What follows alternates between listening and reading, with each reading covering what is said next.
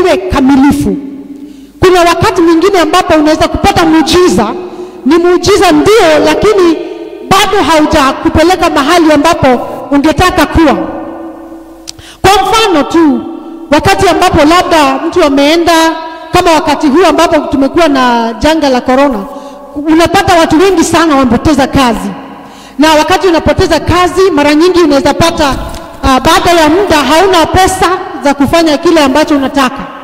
Na wakati mwingi labda ulikuwa umeweka pesa mahali, unaweza kuzitumia, na kama miezi ikiendelea kusonga unakuta kwamba umefika mahali umeanza kukopa. Alafu umechukua muda, umemlilia Bwana amekupatia kazi.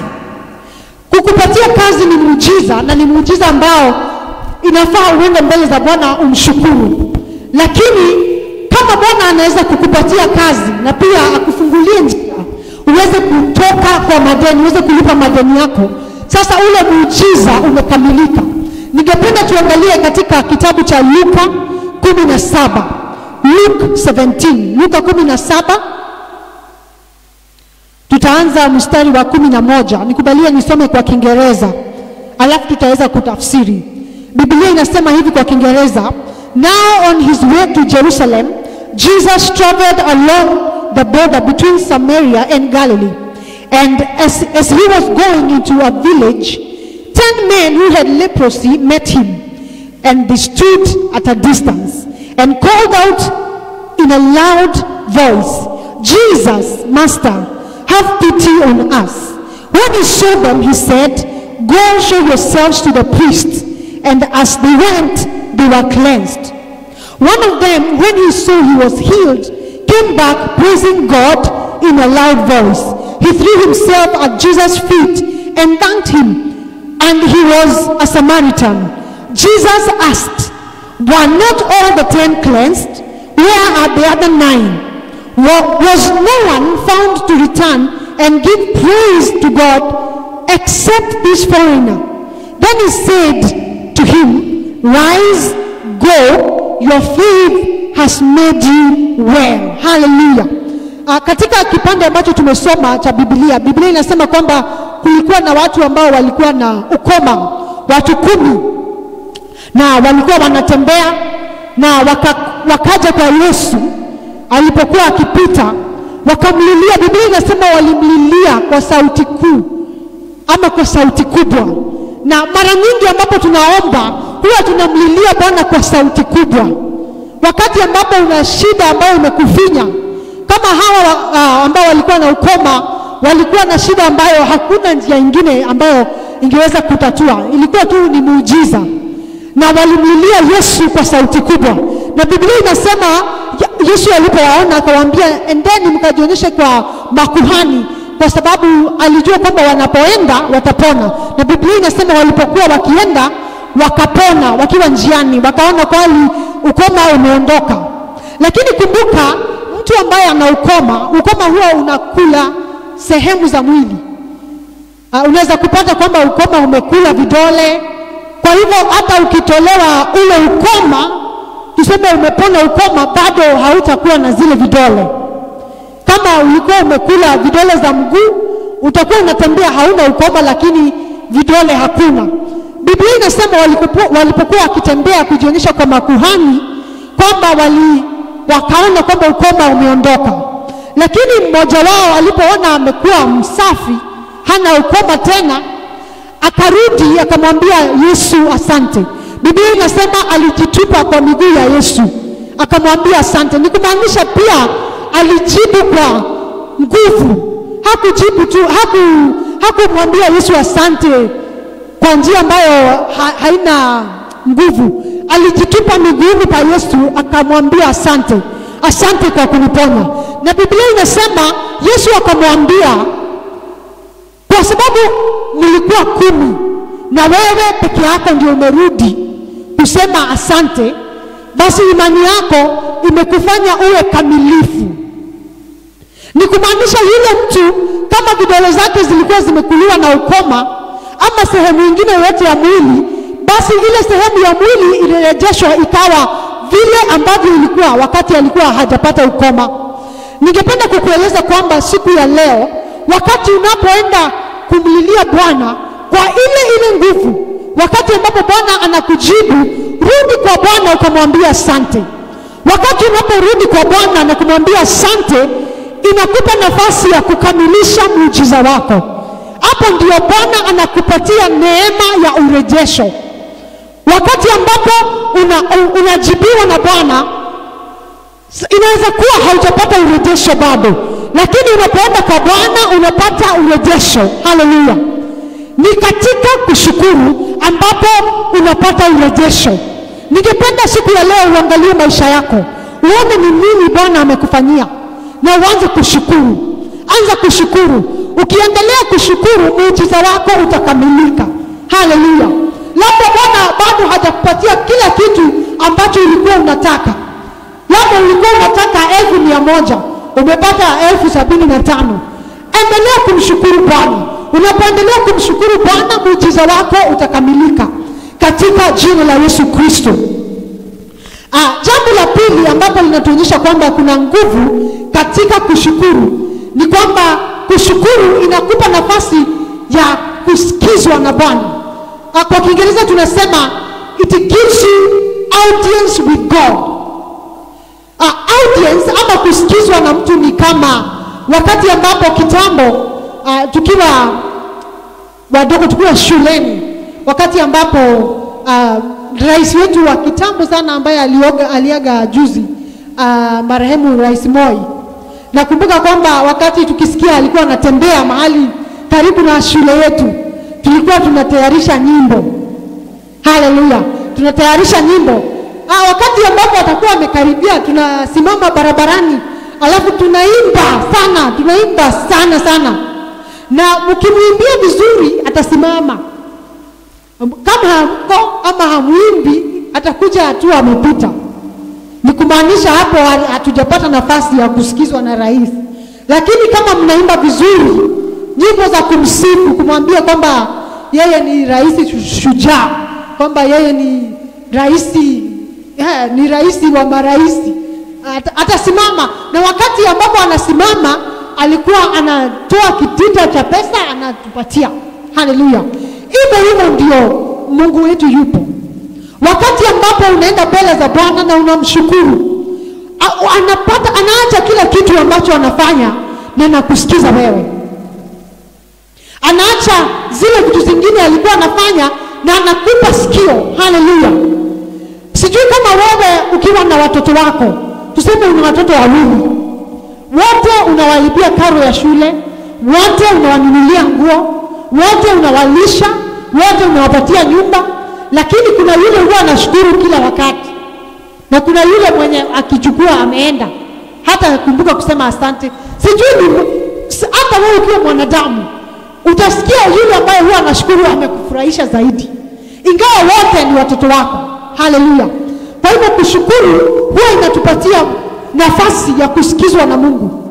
Mungu anakupa nafasi ya kipekee kwamba asikize ni nini ungependa akufanyie. Haleluya!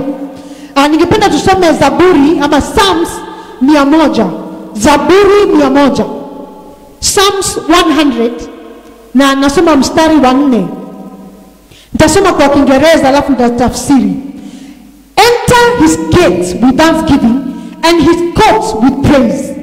Give thanks to him and praise his name. Hallelujah. Biblia inasema tuingie kwa malango yake kwa kushukuru. Tuingie kwa malango ya Bwana kwa kushukuru. Ni kumaanisha wakati ambapo umekosa kumpa Mungu shukrani, bado uko nje ya malango. Hata haujaingia kwa compound, haujaingia bado. Haleluya. Ni kumaanisha safari yako ya kuzungumza na Bwana ama kumuona Bwana iko mbali sana, kwa sababu hata pale kwa gate ama kwa malango bado hujakubaliwa. Haleluya. Ukienda kwa nyumba ya mtu mkubwa, lazima upate kuna lango kubwa sana ambalo lina nguvu, na utapata pale kuna watu ambao wanachunga lango.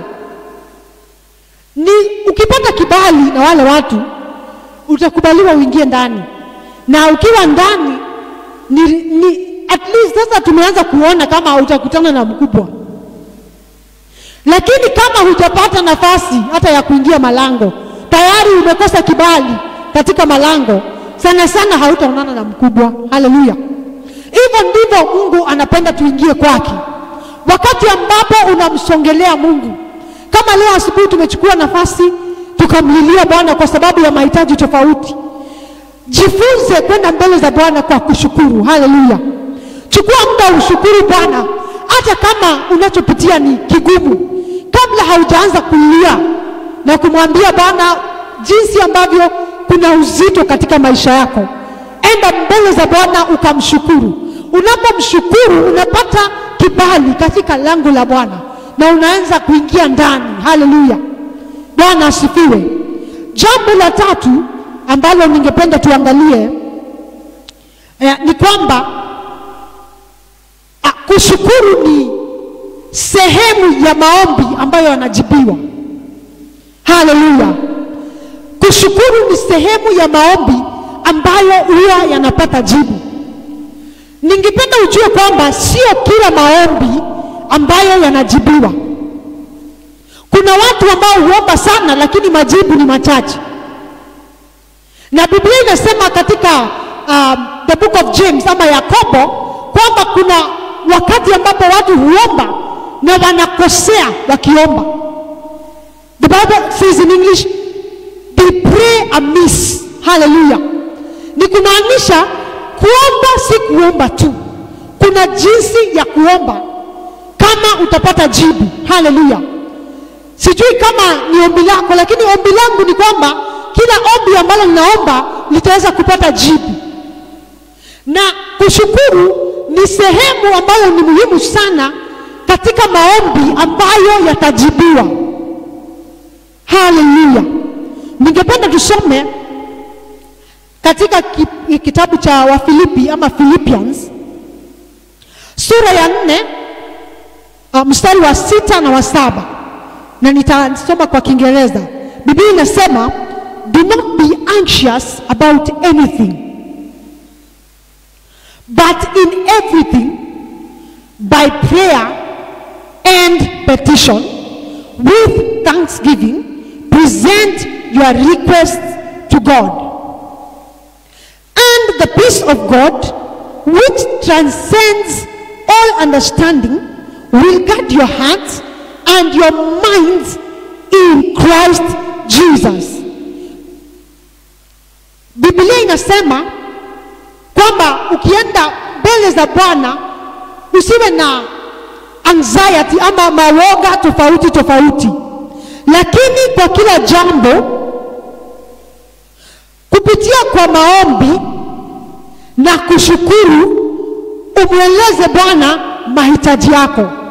Na Biblia inasema nini itafanyika? Amani ya Bwana ambayo inapita kuelewa kwote itakuwa kama ngao ya moyo wako. Haleluya.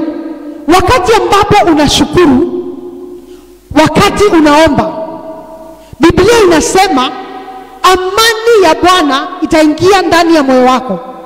Wakati mwingine unaweza kuwa na vitu ambazo zinakusumbua sana, yaani zimekukosesha amani. Kila wakati unasumbuka kwa moyo, unasema Bwana nionekanie. Unaangalia kesho, unaona kama kesho haitakuwa. Unaangalia mambo ambayo yako mbele zako na haujui utaenda vipi. Biblia inasema usiwe na woga, usiwe na kutishika. Wewe enda mbele za Bwana na umpatie mahitaji yako pamoja na kushukuru. Unajua hii amani ambayo Biblia inasema itakuja kwa moyo wako sio amani ya kawaida. Biblia inasema imepita kueleweka kwote. Ni kumaanisha uko ndani ya vita, lakini pale ndani ya vita umetulia. Na kuna furaha na amani ambayo huwa inaingia ndani ya moyo wa mtu wakati ambapo unaanza kushukuru Bwana katika maombi. Kwa sababu wakati unashukuru, wakati huo umeanza kugundua kwamba Bwana ni mkuu kuliko jambo ambalo linakutishia. Wakati unapoanza kuona kwamba Mungu aliyepigania watu wengine ndiye atanipigania, sio Sio mara ya kwanza Bwana kupigania watu, hata mimi atanipigania. Wakati ambapo unaanza kuelewa kwa moyo wako kwamba kuna nguvu ambayo inatosha kufanya jambo ambalo unahitaji, wakati huo ndio amani ya Bwana na furaha ya Bwana inajaa ndani ya moyo wako. Kwa hivyo nikimalizia, ningependa kukumbusha, wakati wowote unaenda mbele za Bwana katika maombi, kumbuka kumpa Bwana shukrani. Haleluya. Wakati mwingi wakati unashukuru ndio unashinda vita. Haleluya. Ndio unashinda vita. Kuna ushindi fulani unapokea wakati unaanza kushukuru. Ukitoka pale kwa nyumba ya maombi, unatoka pale ukiwa na ujasiri ambao sio wa kawaida. Haleluya. Glory to God. Ningependa niachie hapo kwa sasa. Ningependa nimwalike mchungaji wangu ambaye ataenda kunena nasi kwa Kiingereza. I would like to welcome my pastor who actually gave me this chance to share the word of God. Na tunapoenda kumwalika, ningependa uangalie kwa maisha yako ninapoenda kuketi kwamba utaenda mbele za Bwana na ukamshukuru. Enda mbele za Bwana ukamwambia asante kwa mambo ambayo amekufanyia wakati huu. Ningependa ufikirie vizuri ni nini Bwana amenifanyia. Na wakati huu ambapo ninaenda kumwalika mchungaji, ningependa uchukue dakika moja ukamwambie Bwana asante. Mwambie Bwana asante kwa yale mambo ambayo amekufanyia.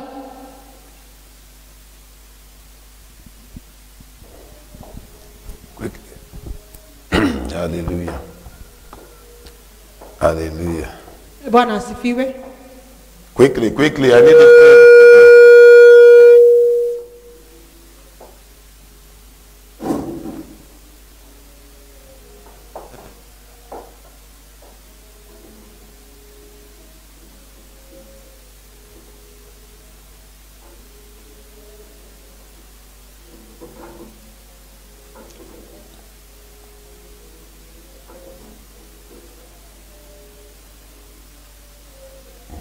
Thank you.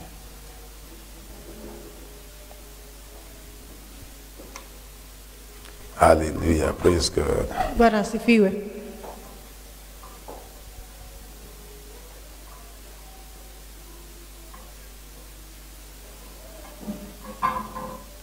Let us pray.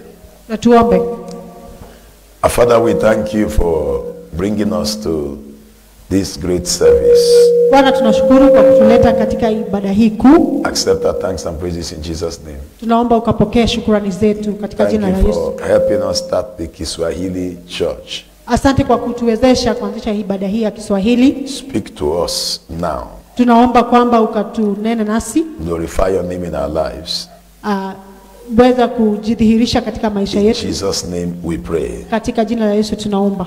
Amen. Amen. All those online, please go ahead, share it with all others, especially those who understand Kiswahili. Share the link.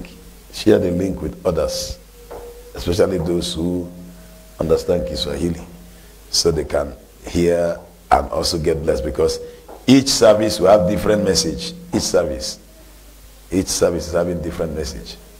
All right, I want to teach on the topic, opening the book of your destiny. Ningependa kufunza kuhusu kufungua kitabu cha hatima yako. Opening the book of your destiny. Kufungua kitabu cha hatima yako. Everybody have a book of destiny. Kila mtu ana kitabu cha hatima yake. Everybody have a book that is written concerning their destiny. Kila mtu ana kitabu ambacho kimeandikwa kuhusu hatima yake. In this service, I believe God that all those who understand Kiswahili and from Kiswahili speaking nations, that God will open the book of your destiny. Kwa hii ibada ninaamini kwamba Bwana anaenda kufungua kitabu cha hatima yako.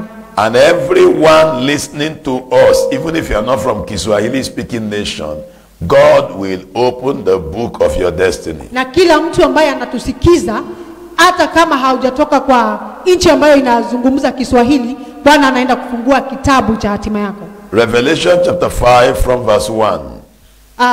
Ufunuo Chapter 5 from verse 1. Sura ya 5 kuanzia mstari wa kwanza. The Bible says, Biblia inasema, and I saw in the right hand of him that sat on the throne a book written within and on the backside. I saw in the right hand of him that, can you get her the Kiswahili Bible? Ask Joseph to give you the Kiswahili Bible, please.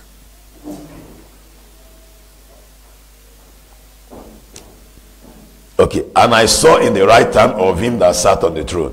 Nikaona kwa mkono wa kulia kwa yule ambaye aliketi katika a book written within and on the backside. Kitabu ambacho kilikuwa kimeandikwa ndani na upande wa nyuma. It says sealed with 7 seals. Ambacho kilikuwa kimepigwa mihuri 7. And I saw a strong angel proclaiming with a loud voice. That's Revelation chapter 5, verse 2. I saw a strong angel proclaiming with a loud voice. Nikaona malaika mwenye nguvu akihubiri kwa sauti kuu. Who is worthy to open the book? Nani astahilie kufungua kitabu? And to loose the seals thereof. Na kuvunja muhuri zake. And no man in heaven nor in earth, neither under the earth, was able to open the book, neither to look thereon. Wala hapakuwa na mtu mbinguni, wala juu ya nchi, wala chini ya nchi, aliyeweza kufungua hicho kitabu, wala kukitazama. And I wept much. Nami nikalia sana. Because no man was found worthy to open and to read the book, neither to look thereon.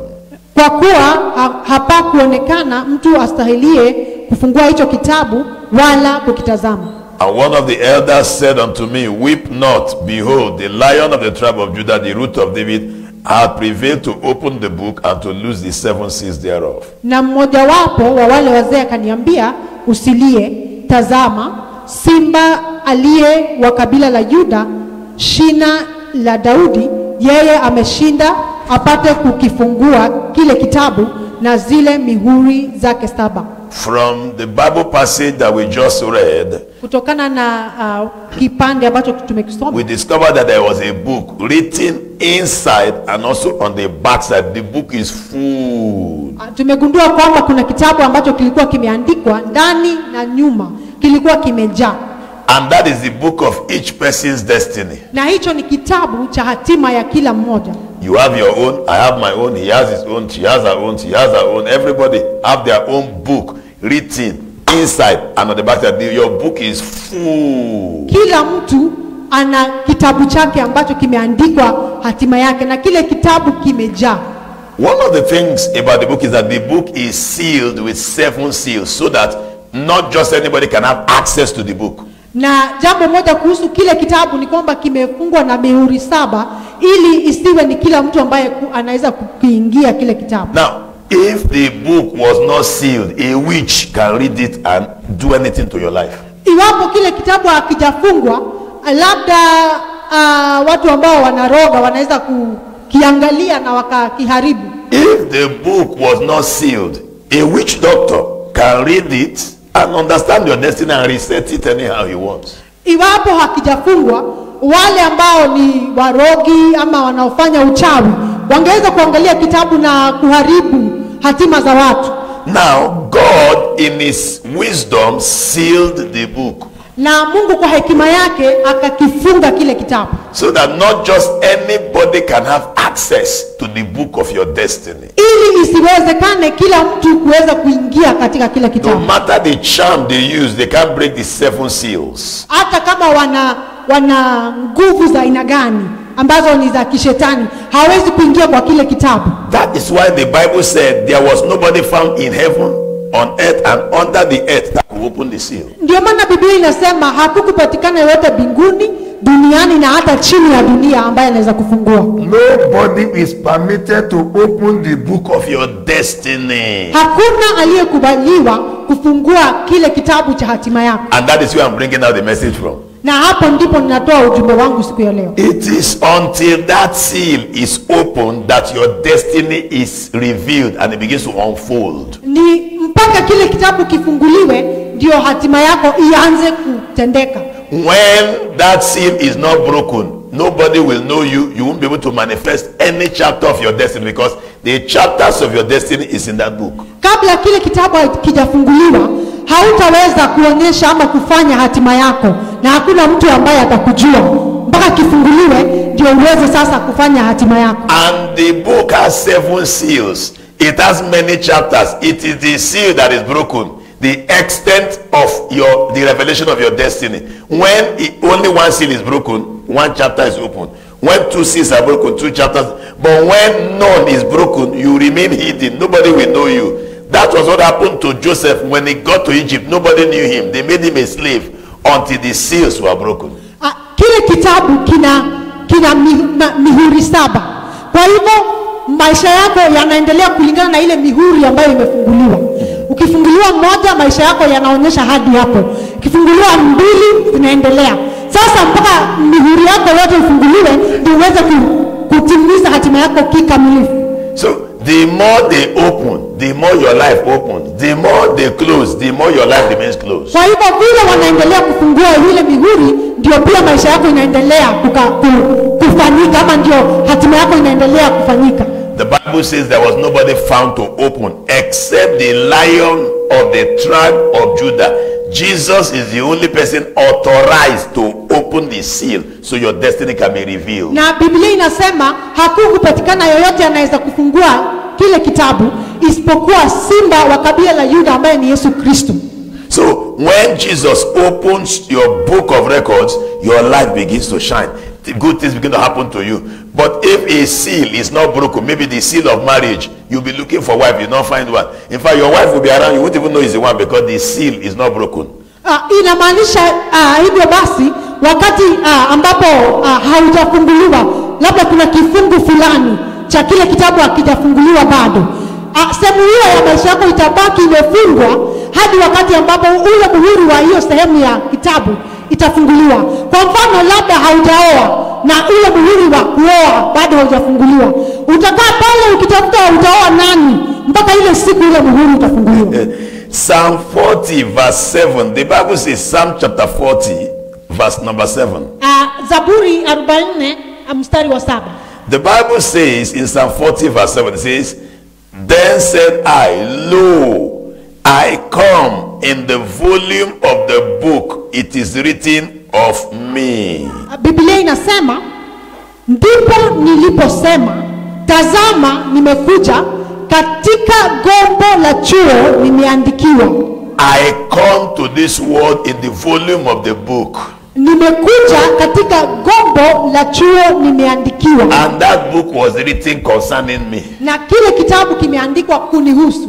Everybody manifests on earth according to the volume of the book written concerning them. Kila mtu anafanya hapa duniani kulingana na kile kitabu kimeandikwa juu yake. When you see anybody that is manifesting greatness, it means they have opened the chapter of greatness in his life in the book that God wrote concerning him. Ukiona mtu ambaye anafanya mambo makuu, inamaanisha ile sehemu ya ukuu katika kitabu cha hatima yake imefunguliwa. There is nobody that great things were not written concerning them, but the only problem is that it is not open. Hakuna mtu ambaye mambo makuu haijaandikwa juu yake. Shida ni kwamba haijafunguliwa bado. In fact, if they open it on time, you become great on time. If they open it late, you become great very late. Wakifungua kitabu chako mapema, basi unakuwa mkuu mapema maishani. Na wakichelewa kufungua kitabu chako, basi unachelewa kuwa mkuu maishani. That is why you need to wake up on time and start praying that God should open the seals of your destiny. Ndio maana unafaa uamke mapema katika maisha na uweze kuomba Mungu afungue ile mihuri ya kitabu cha hatima yako. One of the dangerous things about it is Revelation chapter 20 verse 12 and verse 15. Kile kitu ambacho Revelation 20 verse 12 and verse 15. Ningependa tuangalie Ufunuo. You will understand. If you understand this message, your life will change. You'll be moving at the speed of God. You will not allow any devil stop you anymore. Ukielewa haya utaweza kuenda katika maisha kulingana na. See, Revelation 20 verse 12, the Bible says, and I saw the dead, small and great, stand before God, and the books were open, and another book was open, which is the book of this life. And the dead were judged out of those things which were written in in the books according to their works. Read. Biblia inasema, Ufunuo wa Yohana 20 mstari wa 11, kisha nikaona kiti cha enzi kikubwa cheupe na yeye aketie juu yake, ambaye nchi na mbingu zikakimbia uso wake, na mahali pao hapakuonekana.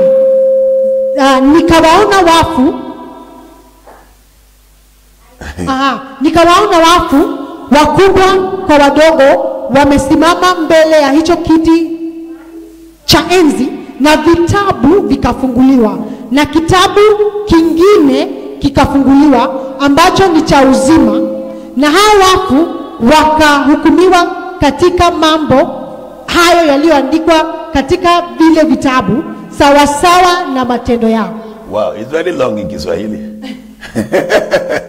Now, Pastor, if I look at it, the Bible says, and the books, that book of your destiny, will be opened on Judgment Day.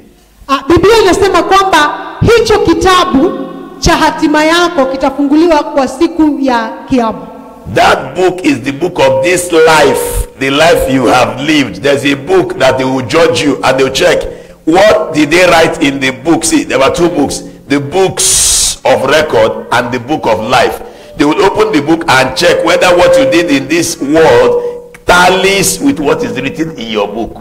Kwa hivyo hiyo siku, wakati utasimama mbele za Bwana, siku ya mwisho, Bwana ataangalia kile kitabu kiliandikwa kuhusu hatima yako, angalie kama kinafanana na kitabu ambacho kimeandikwa mambo ambayo wewe uliyatenda. The Bible says, and the dead were judged out of those things which are written in the books. Na Biblia inasema kwamba wale ambao walikuwa wamekufa walihukumiwa kulingana na zile vitu ama vile vitu vilikuwa vimeandikwa kwa vile vitabu. So what happens is this: God, before you were born, a book was written on what you are supposed to do on earth, and it is sealed with 7 seals. The book is loaded, stuffed with all information about you, different chapters of your destiny, different things that you are supposed to accomplish on earth, and it is sealed with 7 seals. Na unajua kwamba kitabu cha hatima yako kimejaa mambo ambayo Bwana angetaka ufanye duniani hii, na tena kimefungwa kwa mihuri 7. And then when you come to this world, they will start writing records, many books. Book of marriage of your life, how you married, how you took care of your marriage. Book of childbirth, how you took care of your children. Book of many books, even when you stole. Book of stealing, the one. Book of mumuism, when you were a mumu, and so on. Now, on the last day, they will read all the books of what you have done and compare it with what is written in the real book that you are supposed to fulfill on earth. The Bible says you'll be judged according to what is written in the books. Na wakati ambapo unazaliwa, kutoka hiyo siku, kuna vitabu ambavyo vinaandikwa kila kitu unachokifanya. Kila kitu ambacho unakifanya hapa duniani kinaandikwa. Siku ya Kiyama, kile kitabu ambacho kilikuwa kimeandikwa jinsi ambavyo unafaa kuishi, kitalinganishwa na vitabu ambavyo vimeandikwa kuhusu mambo ambayo wewe uliyatenda. Verse number 15 says something very dangerous. It says, and whosoever was not found written in the book of life was cast into the lake of fire. Na Biblia inasema katika mstari wa 15, kila mtu ambaye jina lake halikupatikana katika kitabu cha uzima akarushwa kwenye ziwa la moto. What does this mean?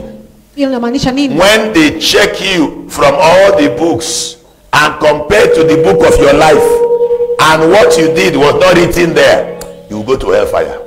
Hii inamaanisha nini? Wakiangalia vitabu ambazo zimeandikwa kuhusu mambo ambayo uliyatenda, na walinganisha na kitabu ambacho kiliandikwa kuhusu maisha yako, kitabu cha hatima yako, na hazilingani, utajipata kwenye moto.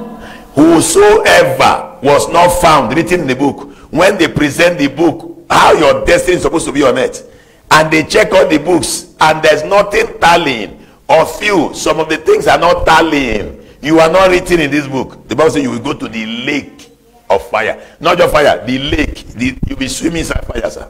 Hiyo inamaanisha kwamba iwapo maisha yako kulingana na vile yaliandikwa yalifanyika, hayalingani na kitabu ambacho kiliandikwa kuhusu hatima yako, basi utajipata kwenye ziwa la moto. That is why you need to always ask God and always know what I'm doing. Is it part of my book? Kwa hivyo kila wakati unafaa kumuuliza Bwana, kile ambacho ninakifanya sasa hivi kiko katika kitabu chako cha hatima yangu au la? You need to know every time you are doing anything, with this thing I'm doing, is it part of it? Will it found in the book of my life? Unafaa kujiuliza kila wakati, hiki ambacho ninakifanya sasa hivi katika maisha yangu kiko katika kitabu cha hatima yangu. Some of you that know me, you see there's a way I behave. When I am sure something is my destiny, you can't stop me, sir. Hey, I will climb you to fulfill it. You can't stop me. Why? Because on the last day, they will not say it was Ezekiel that stopped me. They will say, did you do what is in the book? When they check it and it does not tally, I will go to lake. And I don't want to go to that lake. I hate that lake, sir. I don't know how many of you join me. I hate that lake. I will not visit that lake. I can visit every other lake in Kenya, Elementaita, and many other. That lake of fire, Tofiapa. It's not me. I'm not going there. I'm not visiting that lake, sir. Kwa hivyo wakati ambapo unagundua kwamba kitu ambacho unataka kufanya kiko katika kitabu cha hatima yako, kifanye na uwezo wako wote, na usikubali mtu yote akusimamishe, kwa sababu usipokifanya utajipata katika zile la moto. Hebrews chapter 10 verse 7. Wahibrania 10 mstari wa 7. I want this message to be a sober reflection, both to those who understand English and those who understand Kiswahili. I am teaching the word of God, though. This is a serious matter. Hebrews 10 verse number 7. Wahibrania 10 mstari wa 7. The Bible says, then said I, lo, I come. In the volume of the book it is written of me to do thy will, O God. Hebrews 10 verse 7. Wahibrania 10 mstari wa 7. 10 mustani wa 7. Mustani is 10. No. What is mustani? Verse. Okay. But I know Saba is 7. Read, go ahead. Wahibrania 10 mstari wa 7 inasema, ndipo niliposema, tazama, nimekuja, katika gombo la chuo nimeandikiwa, nifanye mapenzi yako Mungu. Look at that. It says, lo, I come. I came to this world. In the volume of the book, it is written of me to do your will, so that they can tally with the book of life. Inasema kwamba nimekuja kulingana na vile imeandikwa kunihusu, ili nikafanye mapenzi yako Bwana. So whenever you are doing something, ask yourself, does it tally with the book? Wakati unapofanya lolote, jiulize kama inafanana na kitabu ambacho is it what is written in the book, sir? Ni kile ambacho kimeandikwa kuhusu. Everyone that comes around me, what I do is I ask God, Father, what is this guy supposed to be doing around me? What is his destiny around me? Kila mtu ambaye anakuja karibu nami, najiuliza, huyu mtu ambaye umemleta anafaa kufanya nini? I may not understand everything, but God gives me a clue. This one is called to be a pastor. Show him how to start becoming a servant of God. This one, I called him to be this. That is why you see me, I say, you, this is what God is saying concerning. And you check each of them. When they move, they start succeeding. Why? Because that is what is written in their book. The Bible says to subvert a man in his destiny, God does not approve of it. So that is why every servant of God should always ask God, why had God sent this member to me, so you can direct them right according to their book? Wakati ambapo watu wanakuja karibu na mimi, ninauliza Mungu na ninaelewa. Huenda nisielewe kila kitu, lakini huwa ninaelewa ni kitu gani ambacho Mungu angependa wafanye maishani. Ninawaelekeza kwa hiyo njia. Na ukiwaangalia wakati ambapo wanachukua hatua, basi wanaanza kufanikiwa. So, everything you do, check whether it's according to the book.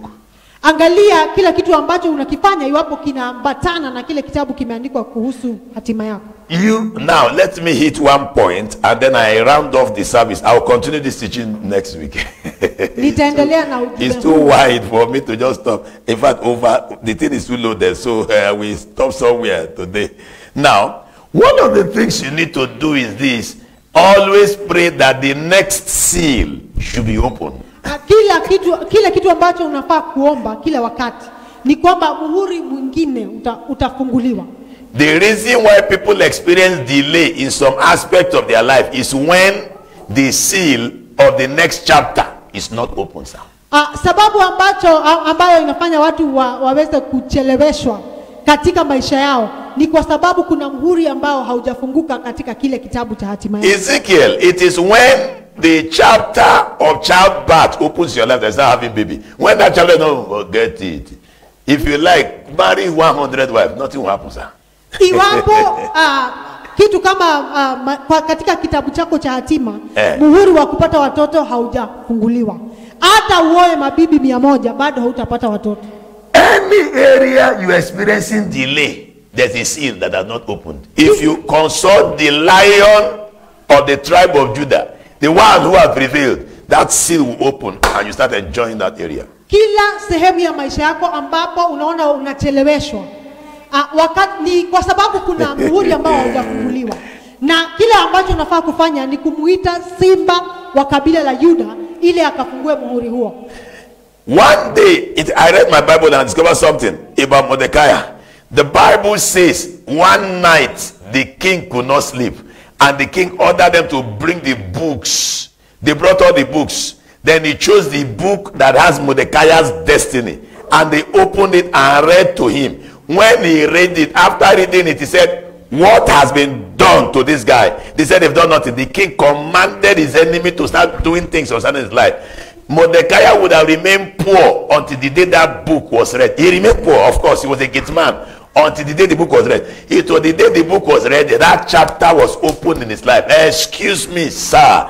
You are where you are today because there is a seal on the book of your destiny that is not yet open. Katika kitabu cha Esther, Biblia inaongea kuhusu Mordekai. Na Biblia inasema kwamba kuna usiku ambao mfalme hakulala. Na wakati alishindwa kulala akasema vitabu vya historia ya nchi hiyo viletwe. Na katika vile vitabu akachagua kitabu ambacho kilikuwa kimeandikwa kuhusu Mordekai. Na Biblia inasema wakati ambapo alisema asomewe kitabu cha Mordekai ambacho kinahusu Mordekai, hivyo ndivyo maisha ya Mordekai ilifunguka. Mordekai alikuwa anasimama katika lango la mfalme, lakini kutoka hiyo siku akaanza kuinuliwa kwa sababu kitabu cha maisha yake kiliweza kufunguliwa. See, it's in Esther chapter 6 from verse 1 to 13. You see that story there. It was until they read it, man. That man was a gate man, and he was supposed to be a great man. He was a GM gate man that was supposed to be a great man. Another two of them are GM, but one happens when your chapter is open. You can never be a great man until they read your book. But as long as they've not read your book, you'll be a GMO, but you'll be at the gate. You'll be a gate man. Kwa hivyo Mordekai alikuwa na hatima kubwa sana, lakini alibaki pale katika lango mpaka wakati ambapo kitabu ambacho kiliandikwa kumhusu kilifunguliwa na mfalme. Kutoka hiyo siku ndio akaingia katika hatima yake ambaye angebaki tu vile alikuwa katika lango iwapo kitabu hakingesomwa. What is lango? Gate. Because you are saying this lango. So, Mulinzi.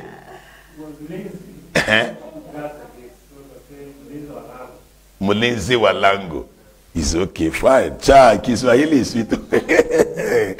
Until they open your chapter, you are not going anywhere. You remain a gate man. See, your destiny will be reduced until the day they open your gates. Kwa hivyo hatima yako itafinywa ama haitaenda mahali mpaka siku ambayo kitabu chako kitafunguliwa. Do you know that Joseph was a great man? True or false? Yusufu alikuwa mtu mkubwa sana. But the Bible says he remained in chains until the day his word came. What does it mean? The day the word concerning him that was written came, that was the day he became a king. In 1 minute. In 1 minute, sir. In 1 minute. A prisoner became a king. 1 minute, because his word, the word, a chapter of that book came. So, Biblia inasema kwamba Yusufu aliinuliwa akawa mfalme, akawa mtu mkubwa sana wakati ambapo neno lake ambalo lilikuwa limeandikwa kumhusu lilikuja. Kwa hivyo Yusufu alibaki kama amefungwa katika gereza mpaka wakati ambapo neno lake lilikuja. So what are the things that happen when the seal is broken? Ni nini hufanyika wakati ambapo mihuri ya maisha yako inafunguliwa? Is somebody getting something here? Unaelewa kitu hapa? Are you being ministered to? Are you hearing the word of God? Unasikia neno la Bwana? Has God opened your spirit up to understand what I'm talking about? Bwana amekuwezesha kuelewa I kile hope I'm nasema. talking to the right set of people this morning. Natumai naongea na watu ambao wanafaa. I was asking God, what do I teach? God said, go here.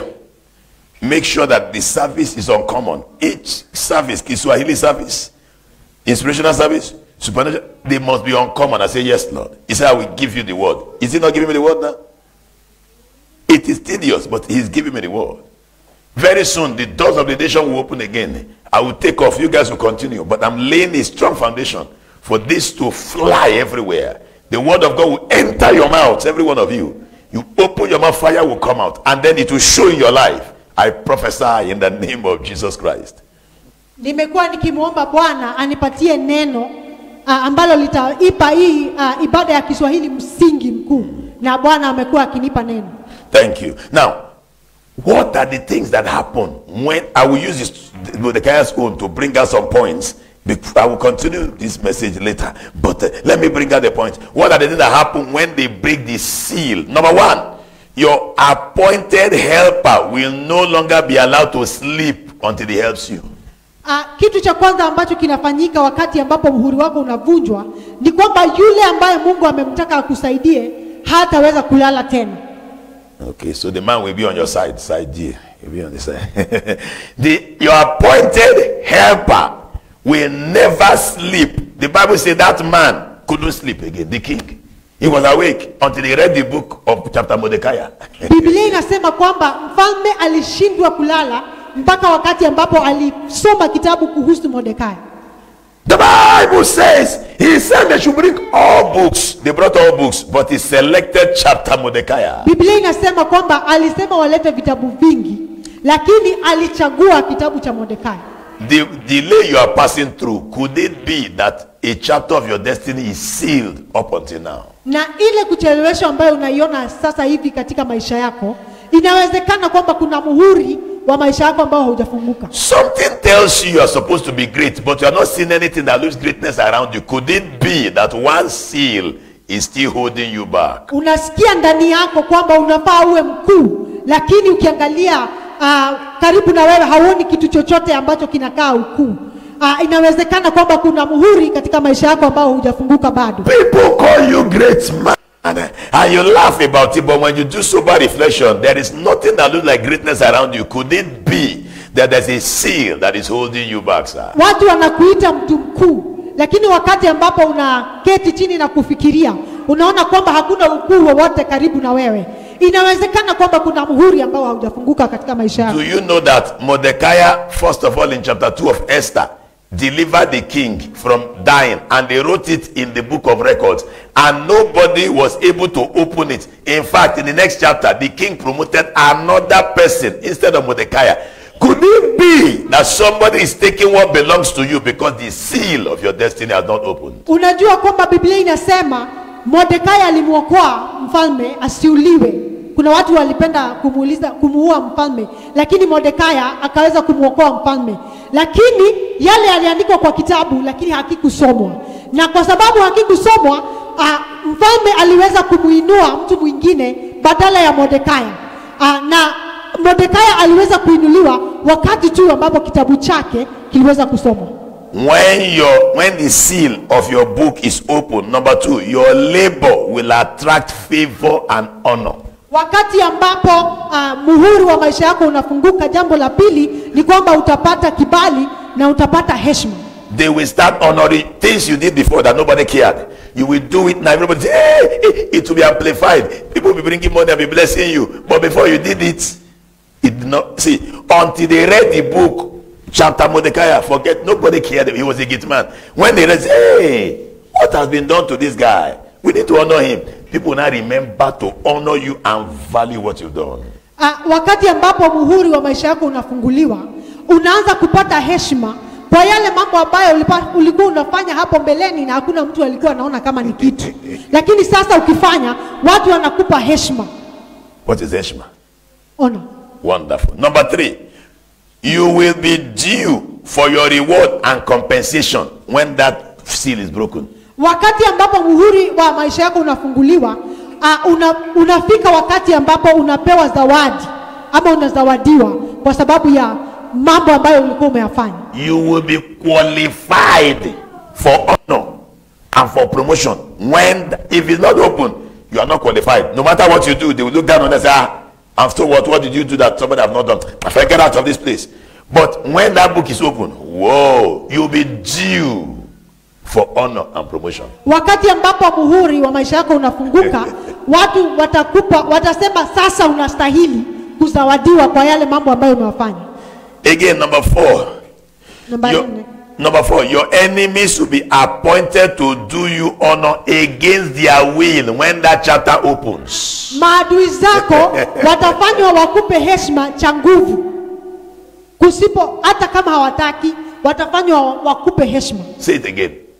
Maadui zako watafanywa wakupe heshima cha nguvu. Who is Changuvu? By force.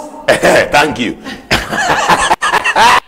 I'm telling you, under the Changuvurization, they will be on your enemy, will be worshiping God, will be doing what?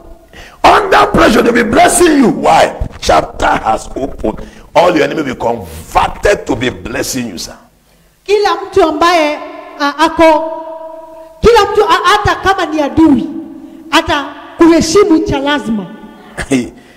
Even when they hate it, they'll be forced to. Look at the man. Hey man, they said what should be done to the man the king wants to honor. He said let the man become king, full stop. What the summary of his answer is let the man become a king. And the king said, all right, go and make Mordecai a king. Now, let nothing fail in what you have said. He went, took Mordecai, put crown on his head. Can you imagine? His enemy. He came with warrant to kill that guy. But he was not asked. He carried him up, lifted him and put him on a horse in presence of everybody. Put shoe on him, put shoe, polish the shoe, polish the shoe. Because the king told him to do it. He polished the shoe, wore it on his leg, give him garment, put perfume all over him, and took the chariot and was now shouting, this is the man the king wants to honor. And he was running in front of him, running 27 prophecies, shouting, this is the man. Under pressure. Why? The book has opened. Biblia inasema Haman ambaye alikuwa anamchukia sana Mordekai, na ile siku alikuwa amekuja akiwa amejitayarisha kuuliza mfalme kwamba amuue. Hiyo siku mfalme akasema yule Haman ambaye alikuwa anamchukia Mordekai aweze kumpatia Mordekai heshima ya kifalme, aweze kumfanyia kila kitu ni kama mfalme, na akakimbia katika nchi 27 akisema kwamba huyu ndiye mtu ambaye mfalme angependa kuheshimu. Again, it is number 5, the beginning of your turning point to greatness, and the beginning of your enemy's melting point and boiling points. Turning point, your life will turn around for greatness. Melting point, your enemy will start reducing and melt away. Ule unakuwa wakati ambapo muhuri unafunguka, inakuwa ndio wakati ambapo mageuzi yanafanyika katika maisha yako, na inakuwa ndio wakati pia maadui zako wanaanza kuyeyuka. What is maisha yako? Life. Okay. Yes. Turn. Mageuzi. Mageuzi. Your life will mageuzi. I'm telling you. See, when they open your book, mabadiliko, your life will just turn. I'm telling you, turn in 1 minute, sir. Maisha yako yatabadilika kwa wakati mfupi. Let us demonstrate it. Mordecai was still at the gate. It was 2 a.m. Mordekai alikuwa katika lango na ilikuwa kama saa 8 hivi. Haman carried paper that they are written to come and get the king's signature to kill him. Na Haman naye akaingia akiwa na makaratasi ambayo ameandika jinsi anataka kuua. The king was in his study, studying the book of Mordecai. Naye mfalme alikuwa mahali ameketi anasoma kuhusu Mordekai. And made up his mind he was going to promote Mordecai. Na akaamua hapo kwamba ataenda kumuinua. Haman gets to the gate and walks in and looks at Mordecai and looks at him, frowns and gets inside. Naye Haman anaingia katika lango na anaingia kwa maringo sana. He enters to meet the king and he greeted the king. Before he greeted the king said, who is there? They said it was Haman. He said, let him come in. He carried the paper and came in, thinking opportunity has opened for him. Na Haman akaingia katika lango na mfalme akauliza nani yako pale nje, na watu wakasema ni Haman, akamwambia basi ingia. Haman akaja na makaratasi akifikiria sasa nafasi ya kuua Mordekai imefika. Him and the king began to talk, and then Mordecai was sitting as the gate man, dozing somewhere by the gate, the closing his eyes like that, dozing so that, and then he was also trying to be awake in case anybody come. He quickly wakes up to open the gate because he was a gate man. Wakati huo nao Mordekai ako pale langoni na analala kidogo, lakini analala nusu akijitayarisha. And the king asks, what shall be done to the man I want to honor? Na mfalme akamuuliza Haman, ni nini inaweza kufanywa mtu ambaye mimi nataka kuonyesha heshima? Haman says, make him a king, sir. Naye Haman anajibu akasema, mpatie heshima kama ya kifalme. Because he thought it was himself. Kwa sababu alifikiria yeye ndiye mfalme anaenda kupatia hiyo heshima. And the king said, go immediately. Naye mfalme akasema, enda sasa hivi. Make Mordecai and let none of what you said to me fail. Na uende umfanyie Mordekai jinsi ambavyo umesema, na usikose kumfanyia hata jambo moja. And Haman goes down to where Mordecai is at the gate, dozing a bit, dozing like that. Naye Haman haraka anakimbia pale kwenye lango, anampata Mordekai. For the first time in his life, he tapped Mordecai. Kwa mara ya kwanza kabisa kwa maisha yake akamguzaguza Mordekai. Because he hated that guy seriously. For the first time, he touched him to wake him up. Na sasa hivi ikambidi amemguza kidogo ndio aamke. When Mordecai saw him, Mordecai jumped up. Enemy has come. Hey, Jesus, the blood of Jesus. Na vile Mordekai alimuona Haman amemguzaguza akashtuka sana, kwa sababu alijua labda amekuja kwa ubaya ama kitu kama hiyo. And he saw him and treating him with honor. Says, alafu sasa Mordekai akamuona Haman amemuinamia kidogo, akamuonyesha heshima ambayo si ya kawaida, na akashangaa sana. Mordecai was a bit surprised. Na Mordekai akashangaa sana, nini inaendelea leo? Please, can you remove your security uniform? He thought maybe trouble has started. Na Haman akamwambia Mordekai kwamba atoe mavazi yake ambayo huwa anavaa pale langoni, lakini Mordekai akafikiria labda leo labda nimepoteza. But when he looked, he saw another man carrying the king's garment that were bringing to him. Lakini vile aliangalia vizuri akamwona kuna mtu mwingine pale ambaye amebeba nguo ya kifalme. He calculated, maybe they want to change my clothes. How come it is not him and changing my clothes? But fine, let my clothes change. And they removed his security uniform. He was wearing his boxer and singlet, and they gave him the king's clothes to wear, and he wore it. And Mordecai, Haman said, can you remove that shoe? He removed the security boot, and they brought clean shoe that the king used to wear. In fact, fortunately, his size was the king's size. Na sasa akatoa yale mavazi ya kulinda lango na akavaa ile nguo ya kifalme. Na vizuri sana ni kwamba kila kitu ambayo alikuwa anavaa ilikuwa the same size, ama ilikuwa inatoshana na ambayo mfalme alikuwa anavaa. Kwa hivyo ilimtoshea vizuri. When the day of your destiny breaks, your destiny will be upgraded to king size. Na wakati ambapo muhuri ama hatima yako inafunguka, unainuliwa kwa ukuu wa kifalme. When your day of joy comes, your destiny will be updated to the king size. Wakati ambapo siku yako ya furaha inakuja, unainuliwa kwa ukuu wa kifalme. The Bible said they changed everything. Mordecai was amazed. He was just looking at them when they were changing his clothes, changing his shoe, and then suddenly he saw the king's car come, and the king's car was brought to his front, and they said, enter. He enter. Okay, fine. And it was Haman. He entered, and they took him to the back. Haman opened the door of the back seat and told him to enter. He entered, and then there was siren in his front, siren at the back, horses running everywhere, and they opened the top of the roof, and they told him, stand up and be waving everybody like this. He said, yes, sir. So he stood up, and then Haman entered and became the driver, and was now driving him from nation to nation, from state to state, and he was waving everybody. That is what happens when your chapter of destiny opens up. Wakati ambapo maisha ya Mordekai yalifunguka, Biblia inasema aliambiwa aingie katika ile gari ya kifalme. Na hiyo siku Haman ndiye anaendesha gari, ndiye dereva. Na Haman akaenda akisema kwamba huyu ndiye ambaye mfalme angependa kuheshimu. Na wakaenda nchi nyingi, na Mordekai akawa anasalimia watu tu kama vile wafalme huwa wanafanya. Now listen to me carefully. I prophesy in the name of Jesus Christ that a major seal of your destiny will be opened today. Ninatabiri katika jina la Yesu kwamba muhuri muhimu sana katika maisha yako unaenda kufunguka leo. And that's why I want us to pray, because I want to stop here for today. Na hivyo basi ningependa tuombe kwa sababu ningependa kukomesha hapo leo. You will fire prayer. Ningependa uombe.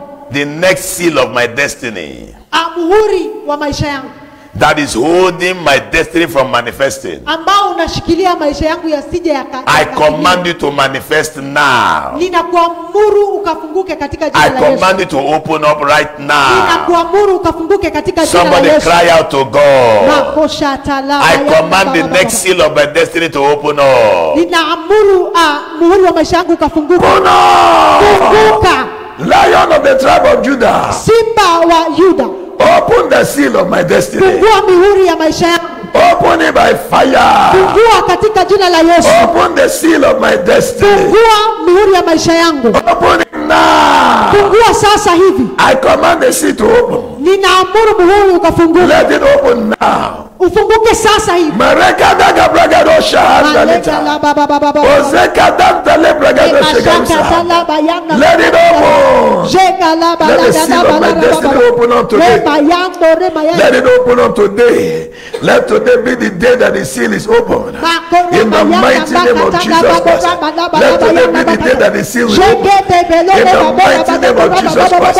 Whatever is holding me back, you shall hold me no more.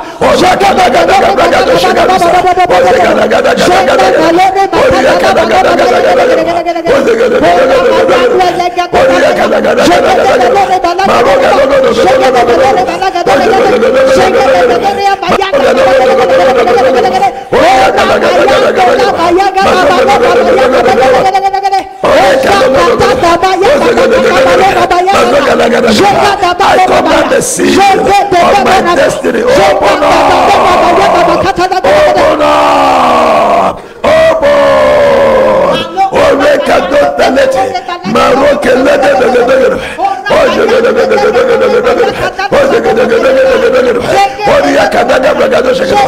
Let every delay be over in my life. Let every setback be over in my life. Let it be over in the name of Jesus.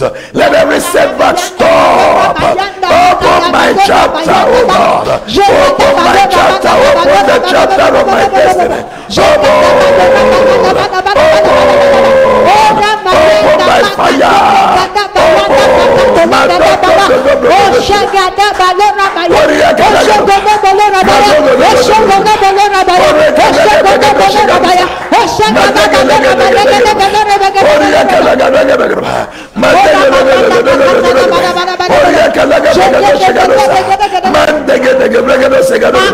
I command it to open. I say open up. Open up. Open up. My destiny open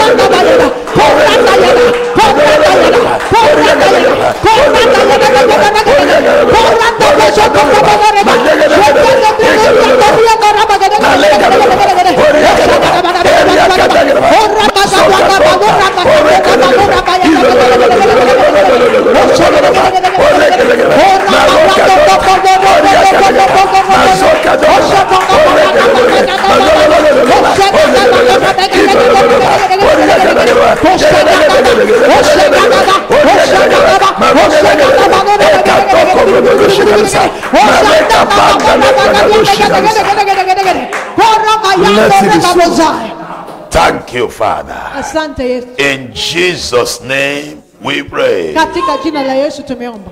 Remember I told you, Kumbuka nilikueleza, when that chapter is not open, you may be doing things that are not written in the book. You just be doing useless things. kumbuka nilikueleza kwamba wakati ambao ambapo huo muhuri haujafunguka, unaweza kuwa unafanya vitu mingi lakini za bure tu. On judgment day, when they check the books and the book of your life and it does not tally, you will go to hellfire. Na wakati wa kiyama, siku ya kiyama watakapoangalia kama matendo yako yanalingana na kitabu ambacho kimeandikwa kuhusu hatima yako na hakifanani, basi utajipata kwenye moto. And the book that was supposed to, the book of greatness, was what God wrote concerning you. And when they open this book, it is the book that you are a thief, you are a fornicator and the thing does not tally, you just go to hellfire. Wakati ambapo wanaangalia kitabu ambacho Mungu aliandika mambo makuu kuhusu, na akilingani na maisha ambayo umeishi ya wizi, ukahaba na mambo mengine, basi utajipata kwenye moto. You will not command fire to consume every useless book. Ningependa uende mbele za Bwana ukaamurishe kitabu kingine ambacho hakilingani na kitabu cha hatima yako kikashike moto. Because as God wrote the book of life for you, devil also wrote book for you, so that your life can be the opposite of what God wrote. Kwa sababu Mungu ameandika kitabu kuhusu maisha yako, na shetani pia ameandika kitabu kingine ili akufanye uweze kutimiza kitabu kingine. You will not command fire to consume that book. You call the book King Giza. What do you call it? It's stupid, the devil's book. You will command fire to consume that book that the devil wrote for you now in the name of Jesus Christ. Chukua muda ukaombe kwamba kile kitabu ambacho shetani alikuandikia kikashike moto sasa hivi na kikaharibiwe kabisa katika jina la Yesu. You ready now? Every book that Satan wrote for me, kila kitabu ambacho shetani ameniandikia, to be consumed by fire. Ninaamuru moto ukakuharibu. I will not fulfill what is written there. Sitafanya kile ambacho shetani ameniandikia. In the name of Jesus. Katika jina la Yesu. Omba sasa. Malenga la mayanga makala baba. It's written in the book of the devil for me. I will never. Bafora mayanda mayanda baba. Jende melore mayanda baba baba baba baba. Jende melore malagado baba. Jende melore malagado baba. Jende melore mayanda baba. Jende melore mayanda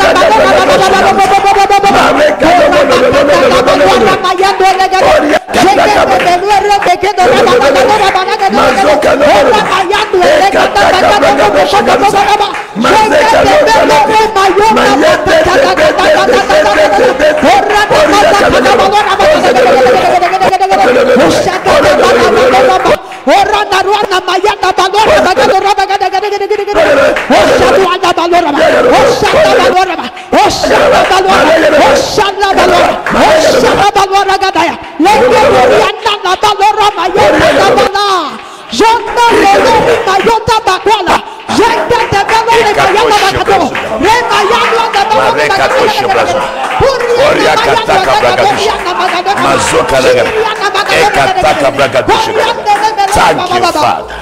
In Jesus' name we pray.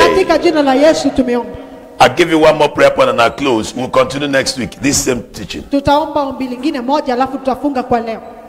One more prayer point. So that we can start the English service. God will answer you, sir. You will now pray. The latest chapter of my destiny. Open now. The best chapter of my life. Open right now. In the name of Jesus Christ. The best chapter of my life. Funguka sasa.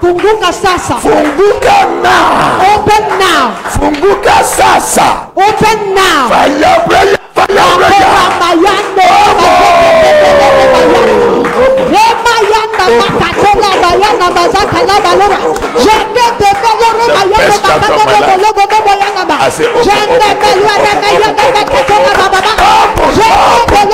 Jesus, let the chapter open today in our lives, in this ministry. Open by fire. I command you to open. I say open.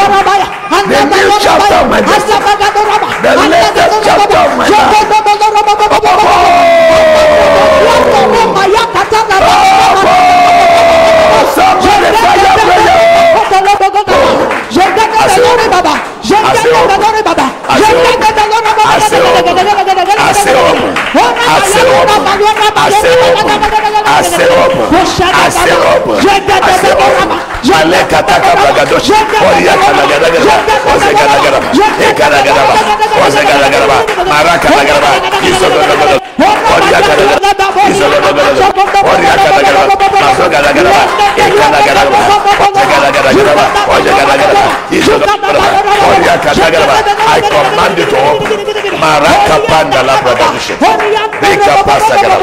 Thank you, Father. In Jesus' name we pray. Katika jina la Yesu tumeomba. Round of the prayers now.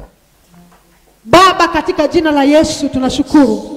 Tunajua kwamba mihuri ya maisha yetu imefunguliwa katika jina la Yesu. Tunaomba Bwana kwamba kutoka siku ya leo tukaende kufanya hatua za ajabu katika maisha yetu na katika hatima zetu katika jina la Yesu Kristo. Tunaomba kwamba Bwana utasitisha kila aina ya kucheleweshwa maishani katika jina la Yesu Kristo. Tunaomba Bwana utaenda kufungua kila mihuri ambayo imefungwa katika jina la Yesu Kristo. Tunajua kwamba hakuna mtu mwingine ambaye anaweza kufungua isipokuwa Simba wa kabila la Yuda. Bwana tunakuita, tunaomba Bwana ukafungue hiyo mihuri katika jina la Yesu Kristo. Tunaomba Bwana leo maombi ambayo tumeomba tukaone majibu yake katika jina la Yesu Kristo. Asante Bwana kwa neno lako. Tunaomba Bwana hili neno likaenda kuzaa matunda kwa 100% kwa maisha yetu katika jina la Yesu Kristo. Katika jina la Yesu Kristo tumeomba na kuamini. Amen. Amen. It's time for us to give our offerings. Continue next week. Make sure you come early for the Kiswahili service. Kiswahili service is not a joke. It is a serious service, full-blown service from 7 a.m. to 9 a.m. Kiswahili service. Ni wakati wa matoleo na kumbuka wiki ijayo Jumapili uweze kuja mapema kwa sababu sio mchezo ambao tunafanya, ni ibada ambayo ni si ya kawaida. So many times when I'm around I'll preach. If I'm not around, Pastor Eva and any other pastor can preach that she will appoint. They'll be appointed. Go ahead. Nitaendelea kufunza wakati ambapo niko hapa na iwapo siupo wachungaji wengine wataweza kufunza neno la Bwana. All right, let us pray. Father, we thank you for our offerings. Bwana tunashukuru kwa matoleo yetu. Let them be accepted. Wacha ikakubalike. Let every giver be blessed. Wacha kila mtu atoa akaweze kubarikiwa. Let every tither be blessed. Kila mtu ambaye anatoa fungu la 10 akabarikiwe. Everyone sowing, let their seeds be accepted. Kila mtu ambaye anayepanda akaweza kubarikiwa. Let everyone that is bringing anything into your presence, a seed, sacrifice or whatever, let them be thoroughly blessed in the name of Jesus Christ. Kila mtu ambaye anatoa matoleo yoyote katika nyumba yako ukaenda kumbariki. Put your breath upon our offerings. Tunaomba ukaweka pumzi yako juu in ya the matoleo mighty yetu. name of Jesus Christ. Katika jina la Yesu Kristo. Thank you, Father. Asante Bwana. Father, let this open the chapter of our financial destinies. Wacha hii matoleo yakafungue maisha yetu ya kifedha. In Jesus' name we pray. Katika jina la Yesu tumeomba. Amen. Amen. You can use the M-Pesa pay bill 821430. Unaweza kutumia njia ya pay bill kwa M-Pesa nambari 821430. You can use the SendWave app if you are outside Africa. Unaweza kutumia application ya SendWave iwapo uko nje ya Afrika. It will reach us. You see it on the screen wherever you are watching us from. Unaweza kuiona ile namba kwa mtandao wale ambao wanatuona. Share this video, let people watch it and be blessed. Weza kuweka hii video kwenye mitandao ya kijamii ili watu wengi wakaweze kuona. It is the word of God. Ni neno la Bwana. We want to welcome Sister Sarah that joined us. God bless you, ma. Umekaribishwa sana Sister Sarah. Brother Henry Katongole is watching from Nigeria. Brother Henry Katongole kutoka Nigeria. Madam Simoni Abala is watching us from Ethiopia. Madam Simoni kutoka Ethiopia. And Pastor Kayode Adeshinyo, that should be from Nigeria. God bless you, man. Sir. Na mchungaji Kayode kutoka Nigeria. All right, we want to close the service here now. Tungependa kufunga ibada hii kwa sasa. God bless everyone who came physically here. Bwana wabariki sana nyinyi ambao mlikuja hapa. And those who joined us online. Na wale pia waliweza May the latest chapter of your destiny open today.